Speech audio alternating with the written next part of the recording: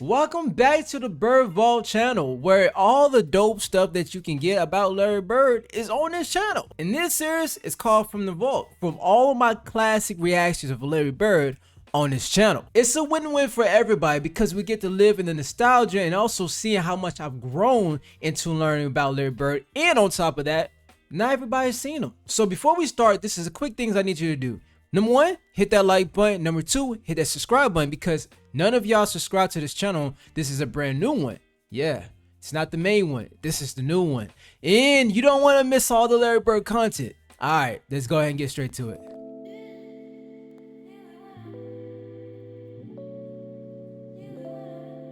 These are Larry Bird stories that proves he was the best trash talker.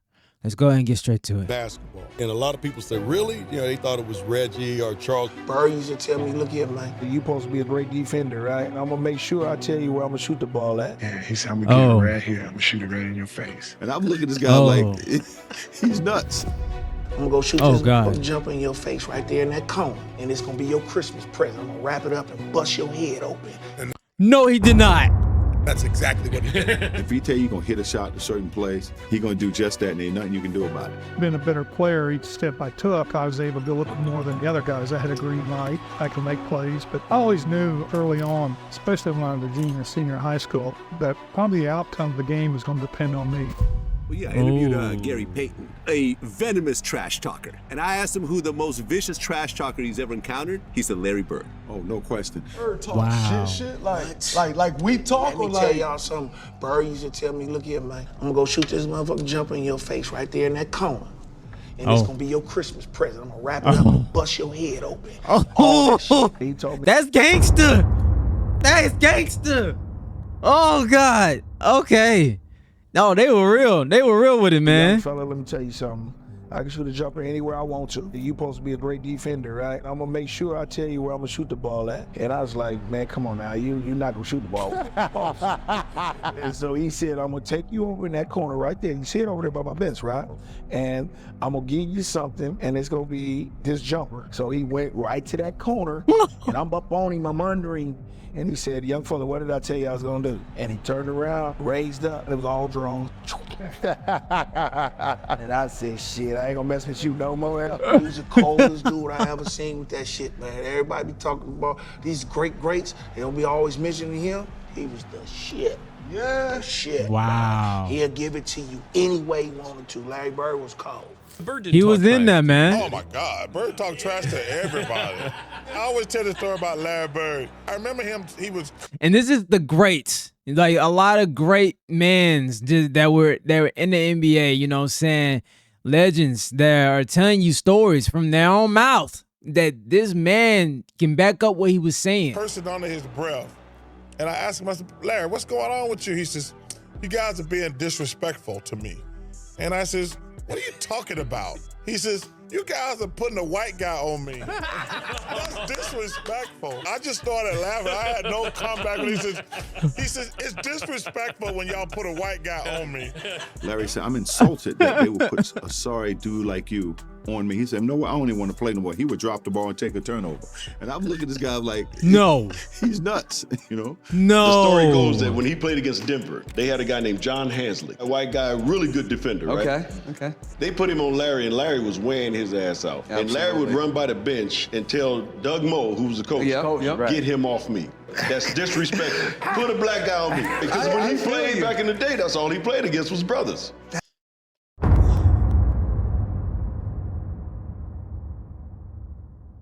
No wonder why I like Larry, man. No wonder why I like Bird, bro. He just, man, I'm starting to get the Bird flavor.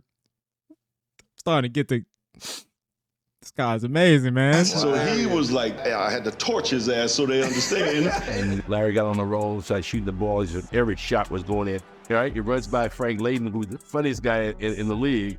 And Frank is coaching, and Larry says to him, hey, Frank, don't you have anybody on that bench that can guard me? He goes, so nobody out here can. Frank looked down at the bench and goes, no. Along with Steve Jones and Rick Barry, this is Bob Neal. Just moments before the American Airlines Sheraton long-distance shootout. The All-Star game is in Dallas, the first three-point contest, and he just starts looking at guys, doesn't say a word, and people are getting kind of nervous. Everybody's sitting there, everybody's real quiet. You knew the guys, but you never were around them. and nobody's really saying anything. So I walk in and look around, and then he finally speaks and says, I'm just looking to see who's going to finish second. And says, I hope all you guys in here are thinking about second place because I'm winning this. Excuse me? Did you really say that? Who's playing for second? Yeah, I did. I felt so bad. What do you walk in there? What were you thinking when you made that announcement to the room? Just messing with all those guys? I know going into that, I remember in the locker room, Robert said something that there's no way in the hell I was going to win that 3-point contest. So I knew right then I had to win. That chick's had my name on it for a week now, and I knew. This guy here, I'm not bad. I'm gonna go back, but he had such a confidence about him. Like, you would never think about it just watching highlights, right? This is why I get what you're saying, to like go and check out this video about him actually picking up well, not picking up, backing up what he's saying in the game, because he wasn't also just someone who was an excellent passer, playmaker, offensive, defensive hustler. He was someone who also back it up and confidently tells you, personality-wise, he in this point contest. So I knew right then I had to win. That chick's had my name on it for a week now, and I knew I was going to win this thing. I've been practicing, and my teammates said I wasn't going to win it, but I came back and lucked out, really. Bird would luck out again the next year, but in 1988, it looked like his luck had finally run out. He certainly doesn't have that normal Bird rhythm going for him. Remaining has only 7, has to beat 15. That's 8, make it 9. Uh-oh. And 10. Uh-oh. 11, uh-oh. We're counting. 13. Uh-oh. Huge rack that time for Bird. Look at Michael looking at him. 14. Uh-oh. This is a tie for the money. Yo! That's crazy. That's crazy. He knew exactly what the score was. He knew that ball was going to win the competition for him, and it's almost like he did it in dramatic fashion just to make it more fun. Bro, the games back then is so fun to watch. Why is it not like this anymore? I don't know, man. I would give something to just go here and develop some memories watching these guys live, bro. This is crazy. He knew it when he let it go and was headed for the winner's circle. He didn't take off his top yet. Oh, yeah. I didn't see when he took off his top. Larry used to come in the locker rooms. He'd be getting his ankles taped, and he'd say, you know, hey, ball boy, run in and go find the scoring record in this building. You know, he needed those kind of challenges. He had accomplished every goal. We hadn't lost a game on the trip. And Larry told all of us players and the media too, tomorrow night's the last game of the trip. I'm sorry. I have to really go back, because what did he say? To get something. And I didn't want to pass, because that's the score record. Challenges. He had accomplished every competition for him, and it's almost like he did it in dramatic fashion just to make it more fun. He knew it when he let it go and was headed for the winner's circle. He didn't take off his top yet. Oh, yeah. I didn't see when he took off his top. Larry used to come in the locker rooms. He'd be getting his ankles taped, and he'd say, you know, hey, ball boy, run in and go find the scoring record in this building. Scoring record in the building. All right, guys, I love learning new stuff. So I'm gonna really take my time to digest and like really just look at what are the details that makes these guys great, because these are small stories. These are small details to make the story grand and huge, right? I want to be able to talk to people about Larry Bird and be enthusiasts about him. You know what I'm saying? Same thing with Jordan. Same thing with Wilt Chamberlain, which I got some videos. I'm going to do reaction to him. All these legends, right? Magic, all of them. Magic J. So, just know that I'm very passionate about it, and I became super big fan of Larry. So, yeah, you heard it from me. He's up there. He's in my list. He's definitely in my list. It only took 2 videos, but it actually took 1. But that second one confirmed it all. Like, yeah, man, this guy, he's in. I'm gonna play this with left-handed at least through 3 quarters. It was at a time when McHale was still coming off the bench. And so Larry scores his 6th point on a left-handed shot. And I'll never forget it. McHale yells out. And McHale goes, hey, Jerome, wait till he starts shooting right-handed. And at the end of 3 quarters, I get 27 points left-handed. Well, left-handed is one thing, but when the game got close, I had to go back to the right one. He could hold all these things in his head during the game. So he'd have a shooting drill at the old Boston Garden. 4:30 in the afternoon. I was an early guy. I'd set up early. The garden would be dark. Late in the afternoon by himself, dark garden, come out with an equipment guy and just do the perimeter, shoot for half hour. All you heard was swishing. If he missed a shot during that thing, he'd say that the Bull Gang set up something wrong with the rim. Otherwise that would have gone in. I'd get there early, plug in my Stone Age computer right next to the bench. He'd come over, he'd call me Scoop. He'd say, Scoop, what are you working on? I'm like, I'm doing an early story. And I'd say, well, I'm doing an early edition newspaper story about your free throw streak. You are approximating the NBA record for consecutive free throws, so don't miss one tonight or I'll look bad in the paper. Sure enough, first half, he goes to the line for two, and the foul line is lined up right where we're sitting if he looks over. He's at the line. He makes the first. He looks over and winks at me. He looks over and winks at me before he makes the second. I mean, guys don't do that today.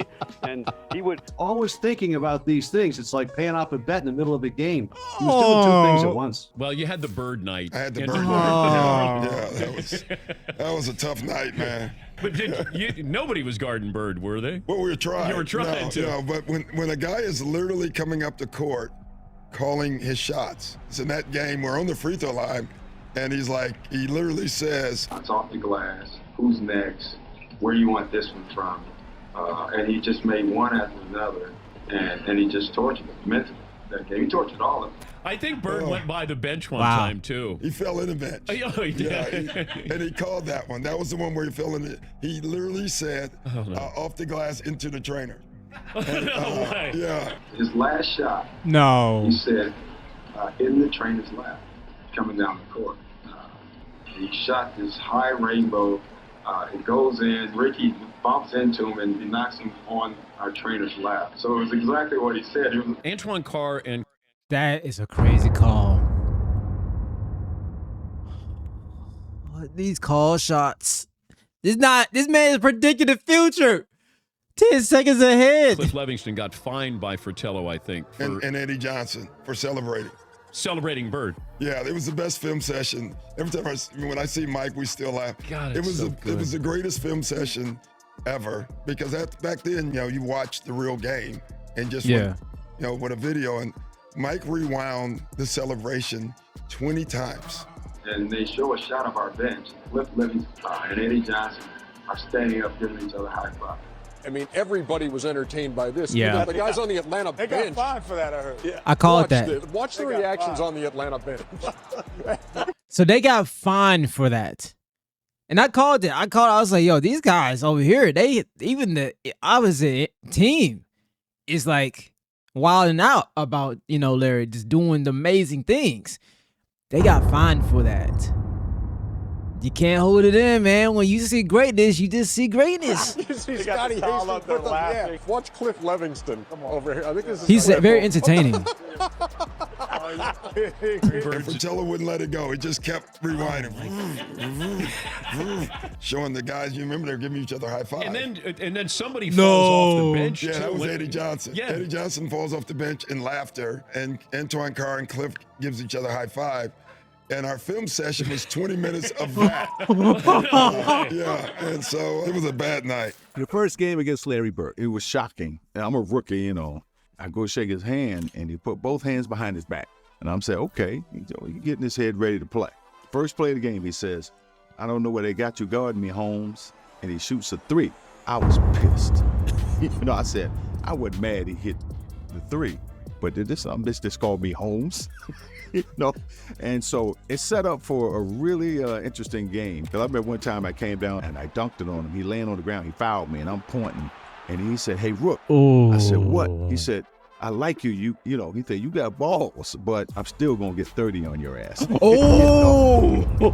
had about 38, so he kind of proved his point. But I had to pay my dues. I wasn't upset about that because, back then, as a rookie, you got to pay your dues. Simple as that. It was funny, the first time that I played in my rookie year, I guarded Larry Bird, and it took me about 10 minutes to realize I should be probably guarding him instead of staring at him. And he came down, it was funny, he came down one time, and Mark West was the center on our team, and Larry looked at me, and then he looked at Mark, and he said, "Mark, I'm gonna go down, I'm gonna come off the screen, I'm gonna catch it right there, I'm gonna turn around, I'm gonna shoot it in the rookie's face, and then I'm gonna run down the floor." And that's exactly what he did. He told your mans that he's gonna do you in.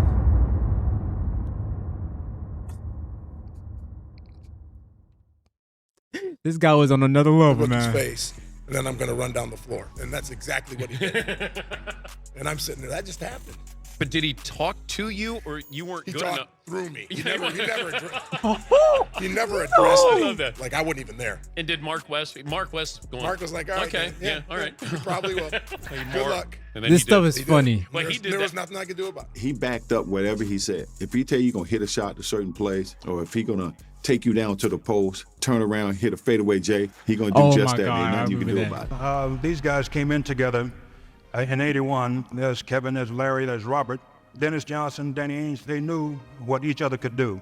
And what I did was said, okay, let's see what's happening out there. And you'd see Larry shooting a three-pointer, and then I call a timeout, and they didn't count the three-pointer. Larry just hit what would have been the game-winning shot, but KC called timeout. It won't count. It does not count. Boston had called a timeout. He's Larry like, came dang back to it. the bench, and he was a little upset. So he's very upset with that, so I diagrammed the play. He says, head with the play, Case. Hey guys, when I come back after timeout, I'm gonna go right to the same spot. I'm gonna kick it in. Give me the ball and tell all the rest of the guys to get out of the way. I said, shut up, Larry. I'm the coach here. Okay, all right. Then you should take the ball out, give it to Kevin, then you throw it to Larry, and everybody get the hell out of the way.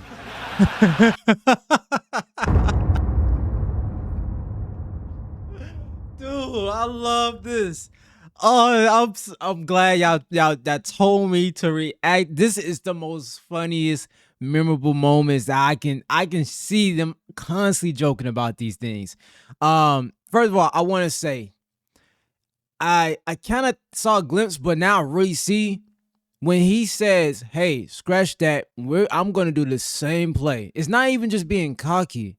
It's just understanding. Hey, I understand this game, and I understand that if I set my mind to do a certain play, there's nobody stopping me from doing this. There's nobody stopping me from doing this. If I set my mind and said, all right, this is the play, how I imagine it, and this is how it's going to go, it's going to go this way. And he just did it. He just knew, man. I mean, the way he didn't overthink things. He didn't just analyze and stuff. He just like, hey, I'm gonna make it this, and we're gonna go just like this. It's black and white. It's just like this, straightforward. And I think that's how he was able to make such very quick calculations of decisions that was allowing him to make really dope moments.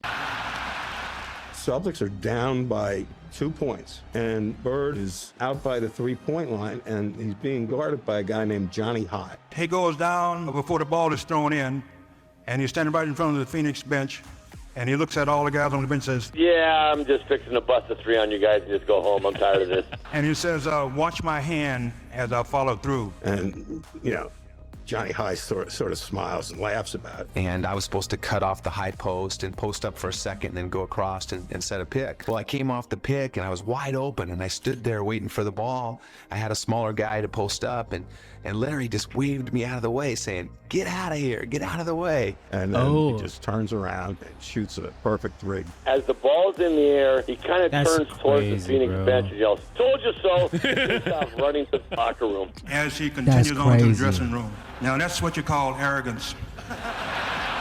And from that time, I learned to run Larry's play, not the coach's play. He wanted the light on him. He wanted the focus, and he wanted that ball. And in case he would ever call somebody else's play, Larry would just say, no. I'm shooting this ball, and he would. I get a charge when I tell somebody. I would definitely give him the ball if I had to, bro. I would definitely give him the ball. If it had to come down to a life situation, somebody to rely on to make that in a clutch moment, yeah, I'm giving it to him. And in case he would ever call somebody else's play, Larry would just say, no. I'm shooting this ball, and he would. I get a charge when I tell somebody on the opposing team that I'm going to hit the last second shot and then do it.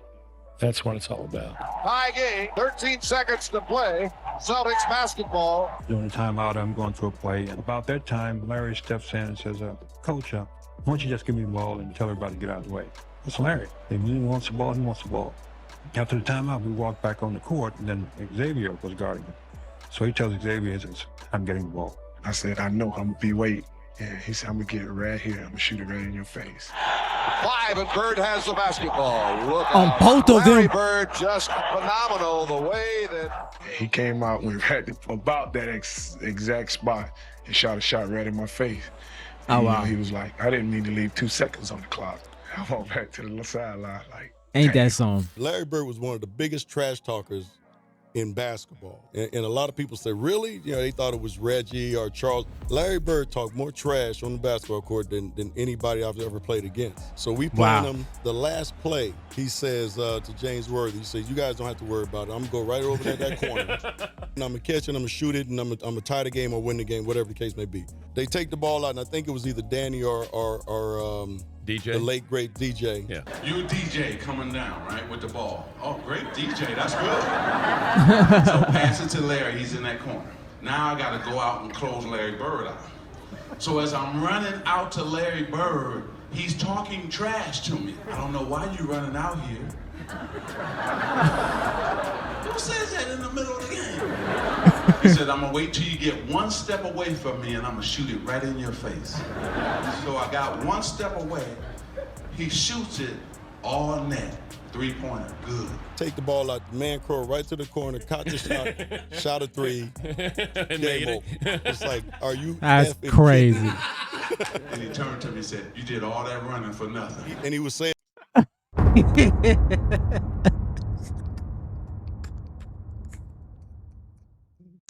This dude is funny. Oh my in God. such a calm way that you didn't think it was trash talking, but it's trash talking. You're not going to tell me you're going to go over there and shoot the ball in my face. That's trash talking. But he would tell you before the play even started. He'd tell you where he's going. He'd tell you when he catches it, there's nothing you can do about it. And it was great trash talking because it wasn't vulgar. I mean, he wasn't pounding his chest. You can just be standing next to him. You know, I would jump out and try to block a shot on rotation, and he'd say, Scott. You jump high, but you don't jump that high. You can't. Yeah, I'm gonna capitalize off that, and then I'm gonna play it.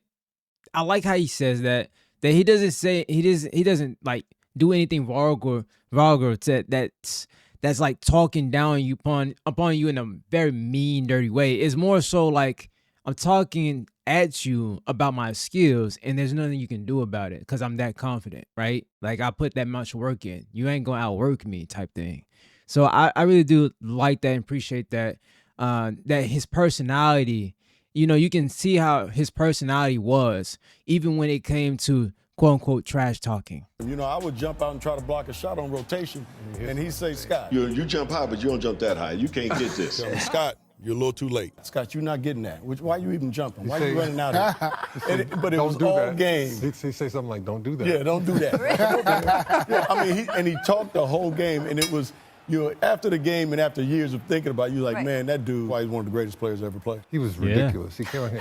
Our sportscaster played the Superman theme when he was talking about him that night after the game because he did everything. Points, rebounds, assists, just steals, you name it. Larry has such a great mind for the game. I had a lot of respect for him as a competitor. That competitive nature, the work ethic, because I asked him a lot of questions. You know, playing with Byron Scott, I asked him a lot of questions.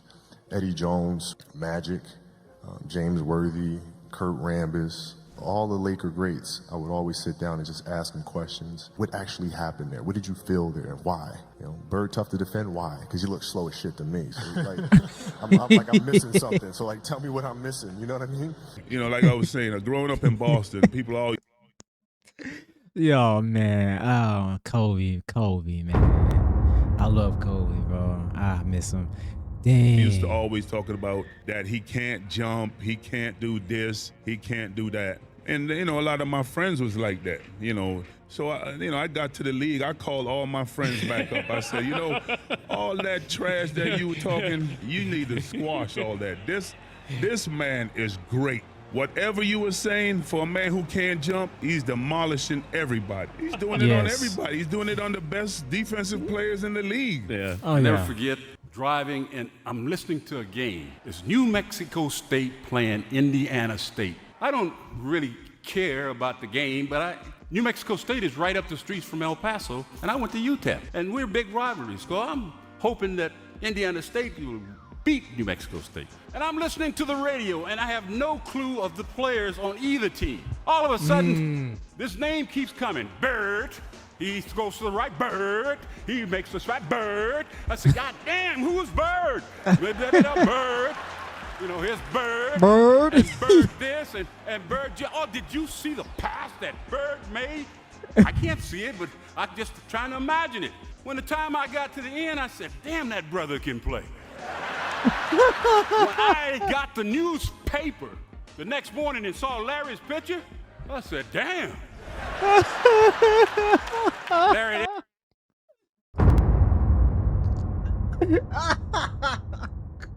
I'm sorry. I'm sorry. Yo, I'm gonna take it out. it wasn't Oh you, God. You know, be honest with you. The young lady that said you were her favorite player, mine too. I love you too, Magic, but not as much as I like Bird. People always talk about great basketball players, and they don't never mention him to be up in that round. But Larry Bird was cold. God, I don't think nobody ever could get out with him. You ask Magic. That's why Magic had a run, and he was mad when he had to retire in '92 because of what he was going to be missing with Larry Bird. And then you remember Larry Bird took 2 more years, and then he quit because he said his main guy who he wanted to play against is gone. I'm going to tell this story. Wow. We're in LA, and I'm Wow. hurt. I got a pulled hamstring, so I'm not playing tonight. So I can't play against the Celtics. You know, I'm killing myself. You know, Larry's warming up. The anthem is sung and get introduced. And right before they go out on the court, Larry comes down. He said, you know what? Since you here, I'm going to put a show on for you. So you just sit back and watch, okay? No. Don't worry. No. I'm going to put a show on for you. No. Man, get out my face, man. No. Want to hear that? You know, that's Celtics and the Lakers. And he went out. I think he scored 38 points, about 20 rebounds, about 15 assists. And every shot he would shoot, he would turn to me. Every time he hit one, he look at me. Oh. And I said, boy, you know, the thing about it that I love about you is that most guys talk trash and can't bag it up. But Mr. Bird, you know you can bag your trash talking up. Bro, that is so dope. And last but not least, I'm gonna say this because you told me one lie. You only told me one lie in your career. Only one. And you only lied to the fans and all the people in the world one time. Do you know what that lie was? You don't remember, do you? Larry Bird said that there would be another Larry Bird one day. And Larry, there will never, ever, ever be another Larry Bird. And so... You can see the look on his eyes for that. Man, that's... The brotherly, the rival, the brotherly love that it had. I'm gonna definitely check it out. I forgot the title of it, but I did have it saved, so I'm gonna react to it about these guys and their history together. You know, I've grown up watching the Lakers and stuff, and fans. I've always thought that the Lakers and Celtics were rivals, but it was more of a very toxic way. I never thought that it was in a loving way. They always told us that, oh, it was, and we hate the Celtics, we hate the Lakers, but it wasn't like that. It was way different. They had love for each other. They had fun. They wanted to compete against each other. It was out of love, and man, you can really see it. You can really see it. This is mine, and I signed it to you, to the greatest basketball player ever, but more important, a friend forever. Wow. Honestly, man, this was one of the best videos I've ever seen. I love you, I respect you, and I admire you. Wow. This is one of the best ones, bro. This topped it off for me. This did. I am a official big Larry Bird fan. Seriously. This guy, wow. I can't believe that I never got introduced like I've heard Larry Bird, but never really like sat down and like go through a story arc and like learn more. This is y'all lucky. The people who went through this generation, y'all are lucky y'all got to experience something that was. I understand why y'all say that the NBA is not the same no more.